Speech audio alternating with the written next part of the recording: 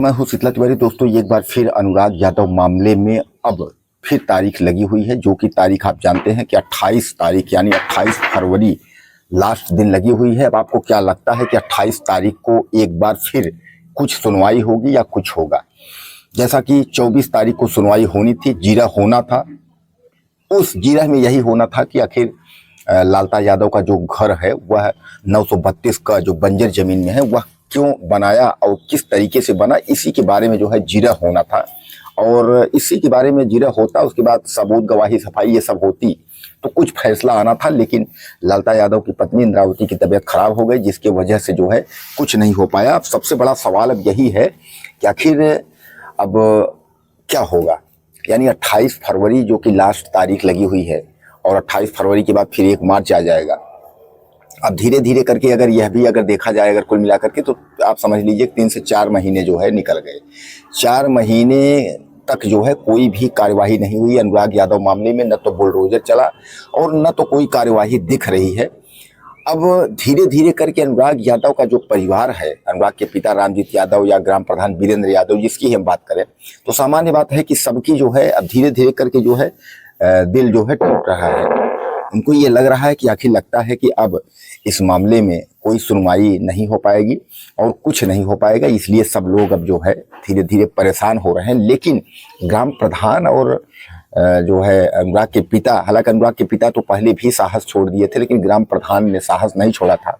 ग्राम प्रधान ने कहा था कि न्याय मिलेगा, आज नहीं कल जो है अनुराग पीड़ित परिवार को न्याय दिलाएंगे, हम दिलाएंगे। हालांकि उन्होंने घर भी गिराने के लिए जो है अपने स्तर से उन्होंने कहा अगर घर सरकार नहीं गिराता है तो हम अपने स्तर से जो है ग्राम सभा की बैठक करेंगे, सदस्यों की बैठक करेंगे, सबको बुलाएंगे। और जो ग्राम सभा की संपत्ति है जिस पर उसका मकान बना हुआ है, यानी जीएस जो ग्राम सभा है यानी ग्राम समाज की संपत्ति, जहां उसने बंजर में मकान बनाया है, तो उसको भी गिराने की पूरी प्रक्रिया जो है हम करेंगे और वह जो है घर गिरेगा। यानी यह सब को लेकर के जो है यह लोग अपना जो है प्लान बनाए थे। लेकिन कुल मिलाकर के जो है अब राजेश यादव जो दरोगा है दोस्तों, वह जो है छोड़ करके बाहर आ गया है।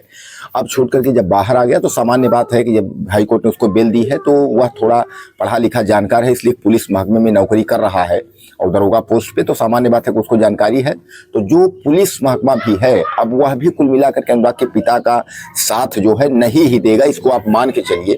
क्योंकि जब तहसीलदार और कानूनगो अगर राजस्व की पूरी टीम जो थी, तो इन टीमों के द्वारा जो है ग्राम प्रधान को और अनुराग के पिता रामजीत यादव को कोई मदद नहीं मिल पाई और इन्हीं सबके हीला हवाली से जो है आज तक वह मकान पर बुलडोजर नहीं चला, अन्य बुलडोजर चलेगा ही। क्योंकि अब आपको मैं बता दूं कि ज्यादातर जो दर्शक है देश विदेश में जहां भी बैठे हैं देख रहे हैं, धीरे धीरे यह बात सबको पता है कि अब तारीख पे तारीख करते हुए 4 महीने के करीब हो गया है। 4 महीने तक जो है कोई बुलडोजर नहीं चला है। इसका मतलब अब बुलडोजर की कार्यवाही इसमें लग नहीं रहा है कि बुलडोजर चलेगा। इसलिए अब राजेश जो है, जो दरोगा है राजेश यादव, वह भी बाहर आ गया है, तो अपने स्तर से वह भी देखेगा।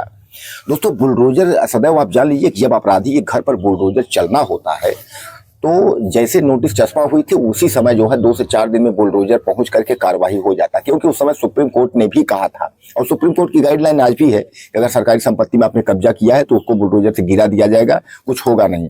लेकिन सुप्रीम कोर्ट के गाइडलाइन के बावजूद आप बताइए कि यह अधिकारी जिंदा मक्खी लील रहे हैं।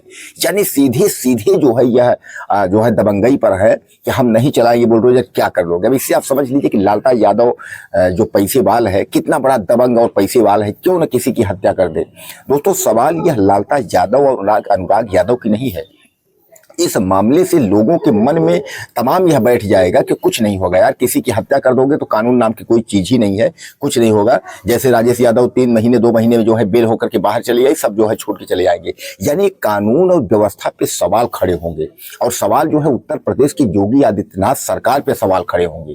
क्योंकि इसमें जो है मामला जैसे मैं आपको बताया कि व्यक्तिगत रामजीत यादव या अनुराग यादव का मामला नहीं है, मामला इसमें उत्तर प्रदेश की कानून व्यवस्था, पुलिस शैली और राजस्व विभाग के जो है अधिकारियों पर है कि इस राजस्व विभाग के जो इस तरीके अधिकारी केवल जौनपुर ही नहीं, उत्तर प्रदेश के कई जिलों में, कई तहसीलों में इस तरीके के मामले चल रहे हैं जहां की जमीन के लिए मारपीट और हत्याएं हो जा रही हैं और लोगों को न्याय नहीं मिल पा रहा है। तो देखिए, सबसे मतलब ये है कि कुल मिलाकर लोग यह सोच रहे थे कि चलो योगी आदित्यनाथ की सरकार है, कुछ न कुछ होगा, लेकिन अब योगी आदित्यनाथ की सरकार से भी लोगों का धीरे धीरे करके भरोसा अब टूट रहा है और लोगों को अब यह लगने लगा है कि यार इसमें अब जो है कुल मिलाकर के कुछ होना नहीं है।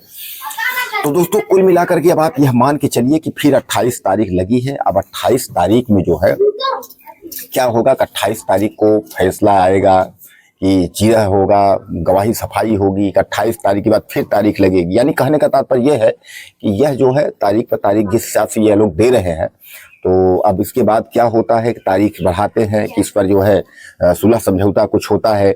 अब सुलह समझौता का तो कोई सवाल ही नहीं है, लेकिन एक बात आपको मैं जरूरी खबर बता दूं कि लाल मोहन की भी बेल अर्जी जो है वह पड़ी हुई है। यानी जैसा कि आप देखें, राजेश का जमानत हो गया, अब लाल मोहन जो लालता रमेश और लाल मोहन जो है बेल में है, तो उनकी भी जो है बेल अर्जी मतलब उसमें पड़ा हुआ है। अब उसमें कुल मिलाकर के यह देखना यह है कि बेल अर्जी जो है उसका होता क्या है कि मतलब खारिज हो जाती है या उसको भी बेल मिल जाती है, फिर रमेश यादव है उसको भी बेल मिल जाती है, फिर लालता यादव। यानी कहने का तात्पर्य है कि धीरे धीरे लोगों का जो है छूटना जो है वह शुरू हो गया है और अब ऐसा लगता है कि धीरे धीरे करके यह लोग छूट जाएंगे। और अनुराग यादव मामले में तो वही आपने जो भी अपडेट था आपने देख ही लिया है, 28 फरवरी को तारीख फिर लगी है। तो एक बार जो है देखिए, ग्राम प्रधान भी तो तैयार है, ग्राम प्रधान तो कह रहे हैं कि हम हर संभव जो भी हमसे होगा हम पूरी कोशिश करेंगे। लेकिन अब यह है कि जब तक कानून कार्रवाई और शासन अगर मदद नहीं करेगा तो ग्राम प्रधान या रामजीत यादव या गांव के ही लोग क्या कर सकते हैं। तो सबसे बड़ा सवाल कानून व्यवस्था पे है। अब देखिए इसमें क्या होता है। दोस्तों, अपनी राय मुझे आप दीजिएगा, जैसा होगा ज़्यादा से ज़्यादा मैसेज करिएगा और चैनल को सब्सक्राइब करना ना भूलिए। अगले वीडियो में फिर मिलते हैं।